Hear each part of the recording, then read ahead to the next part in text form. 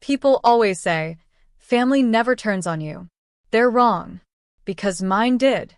And it all started with a necklace I never touched and a lie I never saw coming. One minute, I was pouring orange juice at my sister's birthday brunch. The next, she stood up in front of everyone, pointed at me, and said, "She stole my $9,000 necklace." Laughter stopped. Forks froze midair. And suddenly, I wasn't Sophia, the daughter, who paid the bills. I was Sophia, the thief, the liar, the shame of the family. They kicked me out that same night. No warning, no suitcase, just one bag, and a door slammed shut. What they didn't know, I had been paying for everything, their rent, their electricity, even my sister's college tuition. And when I walked away, I didn't just take my things. I took their entire foundation with me. This is the story of how they tried to ruin me, and how, piece by piece, they ended up tearing down their own world instead. My name is Sophia, and I'm 28 years old. If you had told me a few months ago that my own sister would accuse me of stealing a $9,000 necklace just to humiliate me in front of our entire family, I would have laughed. Not because she wasn't capable of something that cruel, but because I never thought she'd actually go that far. But she did. And what came after? That's what no one saw coming. Let me take you back to the morning everything fell apart. It was Sunday. Sunny, warm. One of those lazy days where the outside world feels calm. But inside our house, there was a storm building. And I didn't even know it yet. Lena, my younger sister, had invited everyone over for brunch. She had balloons, champagne flutes, fancy plates, and even hired someone to take photos for Instagram. I thought it was a bit much, but I helped her anyway, like I always did, because that's who I was, the quiet one, the helper, the reliable daughter. I had been the one quietly paying our electricity bills, our internet, even the mortgage when Dad lost his job. I never told anyone. I didn't need the credit. I just wanted peace in our home. I even paid for Lena's college tuition, directly through her school, using my salary. She didn't know. I did it to protect her, to keep our family strong. Turns out, I was only making it easier for them to betray me. That morning, everyone was laughing at the table. Mimosas were being passed around. Lena was showing off a new designer handbag. Then she stood up, tapped her glass with a spoon, and said, "Before we go any further, I just want to say something important." I thought she was going to thank everyone, or announce an internship. But no. She looked right at me and said, "I know this is awkward, but Sophia stole my $9,000 necklace. The gold one grandma gave me. I've been looking for it for weeks. And yesterday, I found it hidden in her drawer." My heart stopped. The room went silent. And then, just like that, everyone believed her. No one even asked if it was true. My mother gasped, "I knew it. I knew you were always jealous of Lena." My father shook his head and refused to meet my eyes. I stood there frozen, shaking, trying to speak. But the words never came. I hadn't stolen anything. And yet, in one moment, I became the liar, the thief, the disgrace. They told me to leave that very night. No suitcase. No goodbye. Just one bag and my laptop. They didn't know what I was really about to do. They didn't know that I was the one holding their lives together. But they were about to find out. That night, I didn't cry. I should have. But when someone you love stabs you in the back, the pain is too sharp for tears. I sat in the tiny guest room at my friend Mia's apartment, staring at the ceiling, trying to breathe. She offered me a place to crash, no questions asked. I didn't tell her everything. Just that there'd been a fight, and I needed space. But deep inside, something flipped. For 4 years, I'd been paying bills for a house I didn't even own. I covered Lena's private college tuition while she posted beach photos with captions like, "Blessed to be Daddy's favorite." I paid for groceries, repairs, even Mom's salon appointments when she said her card wasn't working. And what did I get in return? A public accusation. No defense. Not a single person even asked why I would do such a thing. I was guilty because blaming me was easy. That night, I opened my laptop and logged into all my online accounts. And one by one, I started cutting the wires that held their lives together. I stopped the auto payments for the mortgage. I canceled the monthly utility transfers. I pulled the plug on Lena's tuition payments, every last cent. The house was still in my father's name. The bank statements still went to my mother's email. They'd figure it out soon enough. And when they did, I wouldn't be there. I didn't leave a note. I didn't send a warning. I just disappeared. And for the first time in years, I felt free. No weight on my shoulders. No one calling my name to fix their mess. No one treating me like I owed them everything. But that peace? It didn't last long. Because within 10 days, chaos came knocking. 10 days after I left, I got a message from an unknown number. Did you cancel the electricity? The power's out. Internet's dead too. Lena has midterms. Fix this. No, hello. No, how are you? Just all caps shouting through a phone screen, like I was still sitting in the next room, waiting to clean up their mess. I didn't reply. The next day, my dad called. I didn't pick up. Then he sent a voice message. His tone wasn't angry, it was confused. Sophia, listen, I'm not sure what's going on with the bills. We're getting calls from the electric company, the gas company, even the school. Lena's saying her classes are frozen because of some payment issue. Just call me back, okay? I almost laughed. Payment issue. They still had no idea I'd been the one handling everything. By day 12, my inbox was flooded with spam from their providers, past due notices, disconnection warnings, and alerts that Lena's tuition portal had locked her out for non-payment. By day 14, they finally figured it out. That's when my mom showed up at Mia's apartment building. How she found the address, I still don't know. I didn't let her in. I watched through the peephole as she banged on the door for 5 minutes straight, screaming, "You ungrateful brat. We gave you everything. You think walking away makes you strong? It makes you pathetic." She didn't know.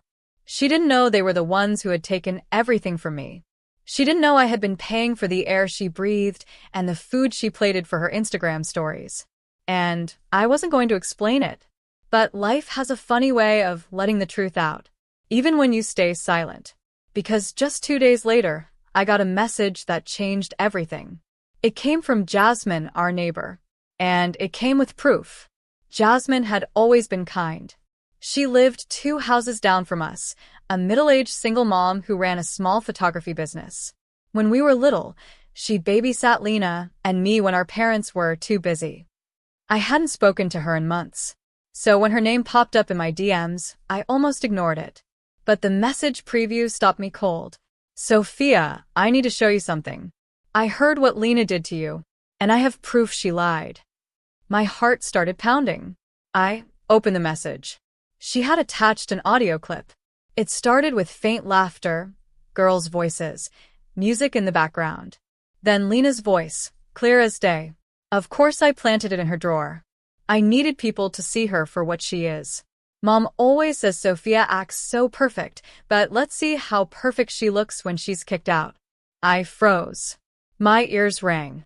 My hands went cold. She admitted it. She planted the necklace. Framed me. Lied in front of our entire family just to humiliate me. Jasmine sent another message. She was talking to her friend outside in the backyard. I had my camera running for a shoot. The mic picked it up. I didn't realize what she was saying until I played it back last night. I sat there, stunned. I wanted to scream. I wanted to cry. But mostly, I wanted them to feel what they made me feel. I asked Jasmine if I could use the clip. She replied, "I already emailed it to Lena's university. Someone like her shouldn't get away with something that cruel." And just like that, the first crack appeared in Lena's perfect little world. 3 days later, she was called into a disciplinary meeting. Her Instagram went dark. No brunch pics. No makeup tutorials. Just silence. Meanwhile, my mom's Facebook shifted from bragging about her daughters to posting vague inspirational quotes about family betrayal. I didn't need to show up. I didn't need to say a single word. The truth was already working on its own. And I was just getting started. By the time Lena's second disciplinary hearing came around, word had spread. Jasmine's audio clip hadn't just gone to the dean. It got shared in group chats, then posted to a student forum. People were whispering in hallways. Her professors looked at her differently. And suddenly, the golden girl, who bragged about brand deals and top grades, was the campus joke. She tried damage control, of course. She posted a long, dramatic Instagram caption about family drama and misunderstandings, along with a black and white photo of herself crying, probably fake tears. She turned off the comments. But it was too late. The truth had already taken root. And then came the final blow. The university suspended her for academic dishonesty and a code of conduct violation. Not just for framing me, but because this wasn't her first offense. Apparently, she had plagiarized a paper last semester and got off with a warning. This time, they weren't letting it slide. She came home crying. Mom went into panic mode. Dad looked like a ghost, sitting in silence, drinking coffee like it was water. The house, once loud and flashy, had turned quiet and cold. And the twist? They couldn't pay for anything anymore. The mortgage hadn't been paid in over a month. Utilities were shut off one by one. Mom called the power company in a rage, only to learn the account was under my name and had been permanently closed. They had no savings, no backup plan, because they had always counted on me. Meanwhile, I was thriving. My boss, Mr. Landon, had noticed how focused and dependable I'd been despite it all. He offered me a promotion and the opportunity to relocate to a brand new city. You deserve a fresh start, he said. And so I moved. A sunny apartment on the 12th floor of a downtown high-rise. No yelling. No cold shoulders. No betrayal. Just me, finally breathing. And for the first time in my life, I didn't feel guilty. Not one bit. 2 weeks after I settled into my new place, I got a call from someone I hadn't heard from in years, Aunt Rachel. She was my mom's older sister, the one who left town after a huge fight with my parents when I was a kid. Back then, they told me she was unstable and jealous of our family's success. Turns out, they were just terrified of what she knew. Hey, sweetie, she said warmly. I saw your name in that college forum story. I've been following quietly. And I think it's time you knew something. I was confused. She continued, your grandmother, your dad's mom, left a trust fund in her will. It was meant for you. Just you. I sat up straighter. What? Your parents didn't tell you. After she died, they convinced the lawyer not to notify you. Said you were too young and that they'd manage it until you were older. But that money was never theirs. My heart raced. How much are we talking about? Just over $85,000. It was supposed to help you start your life. College, business, whatever you wanted. I only found out because I ran into the lawyer again recently. He assumed you already knew. I was speechless. They lied. They stole my future. All those years I was struggling to help them, and they were hiding money that was mine. Aunt Rachel helped me contact the lawyer and file a formal request. Within weeks, I had full access to the trust. It was real. Every last cent. That night, as I transferred the funds into my own name, I felt something deep inside me close, like a wound I didn't even realize had been open for years. This wasn't revenge. This was justice. And I knew exactly what I was going to do next. With the $85,000 trust fund finally in my hands and my full-time job now paying more than ever, I didn't just feel free, I felt limitless. For years, I worked in silence. I paid their bills, fixed their problems, stayed invisible. Now, I wanted to be seen. On my own terms. That's when I had an idea. I used part of the money to launch a YouTube channel. Money Made Simple with Sophia. I filmed it in my small but bright apartment.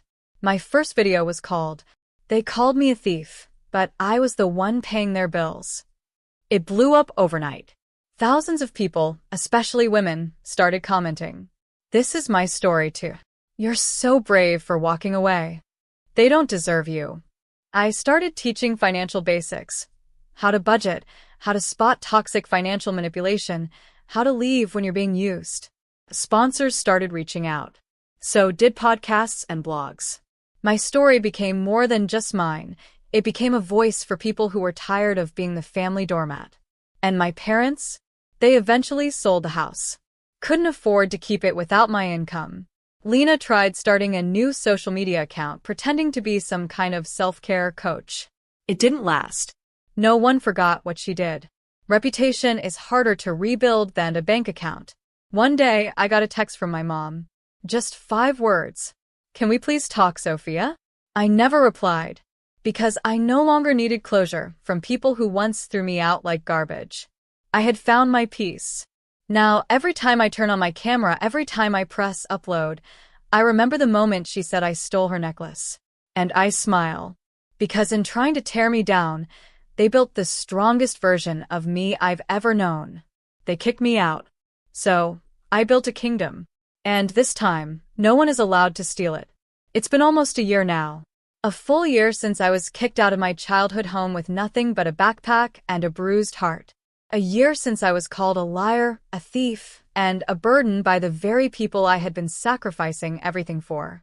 Funny how life works. Back then, I thought I was losing everything. But really, I was being set free. Now I wake up every morning in a place that's quiet, clean, and peaceful. My apartment overlooks the city skyline. I drink my coffee by the window while answering emails from clients and collaborators who respect me. I've gained over 600,000 subscribers on YouTube. I've spoken at conferences, been invited on podcasts, and helped thousands of people, especially women, cut financial ties with toxic families and start over.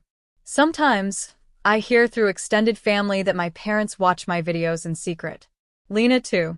Apparently, they're shocked that I turned out this way. But the truth is, I didn't turn out this way. I was always this woman. They just never looked closely enough to see me. And now, they can watch me from afar. They can sit in the silence I once lived in. They can feel the absence of the person who kept their lights on, their fridge full, their name clean. I don't hate them. I don't even wish them harm. But I do hope they understand this much. When you bury someone in lies, they don't disappear. Sometimes, they bloom. And that's how I turned their betrayal into my breakthrough. They tried to destroy me with lies, but I walked away and built a life they can only watch from a distance. If you've ever been blamed for something you didn't do, or used by the people who should have protected you, just know this. Walking away isn't weakness. Sometimes it's the most powerful thing you can do. Thank you for watching my story. If you felt this in your heart, please like, share, and don't forget to subscribe. Because the next story? It's even more shocking.